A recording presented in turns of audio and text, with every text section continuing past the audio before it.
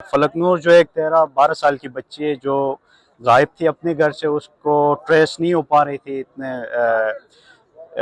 Law enforcing agency according जो भी वहाँ के एरिया के एजेंसी से उसको ट्रेस नहीं कर पा रही थी और ना उस केस में कोई पेशरफ हो पा रही थी। बेसिकली इन चीज़ों को अगर हम देखें तो फलकनूर एक 12 साल की बच्ची जिसकी उम्र 12-13 ही मैक्सिमम होगी, वो एक माइनर कहलाती है। पाकिस्तानी लॉ में ये है कि एक माइनर जो होता है वो कभी भी इंडिपेंडेंटली अपने डिसीजंस नहीं ले सकता है। उनके लिए एक गार्डियन का अब नॉर्मल कोर्स में ये होता है कि पेरेंट्स उनके नेचुरल गार्डियंस होते हैं, लॉ में उनको एक्सेप्टेड नेचुरल गार्डियंस होते हैं। और यहाँ किसी वजह से जहाँ पेरेंट्स नेचुरल गार्डियन अपनी परफॉर्मेंस ड्यूटी ना कर पाए तो वहाँ पे ऐसी सूरत में कोर्ट्स उनके गार्डियन जो है मुकर्रर करती है और गार्डियन जो है ना ऑन बिहाफ ऑफ माइनर जो डिसीजंस ले सकते हैं।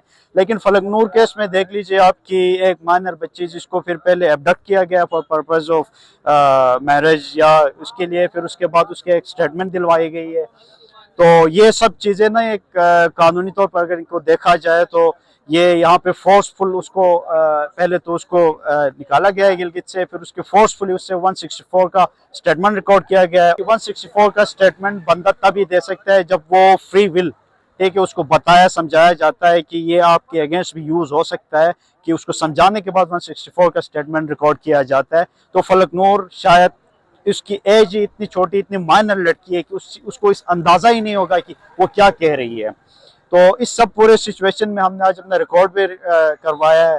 साथ साथ हमारे इल्तिजा है गिलगित बल्तिस्तान की जुडिशरी से, ये उनके लिए एक टेस्ट केस होगा। उनको अब देखा जाएगा कि वो इस केस को किस तरफ लेके जाते हैं। हमारे पास और भी जुरिस्प्रूडेंस इस मुल्क में है, जैसे दुआ जहरा केस है और जस्टिस बाबर सत्तार के भी जो 2021 का फैसला है इस्लामाबाद हाई कोर्ट का, तो वो भी सिमिलर फैक्ट्स पे एक केस है और इन कोर्ट्स ने बहुत अच्छे से उसको डील किया है। तो हम उम्मीद यही करते हैं कि गिलगित बल्तिस्तान की courts, specially Gilgit Baltistan chief court जो है, इस मैटर को अच्छे से सुलझाएगी।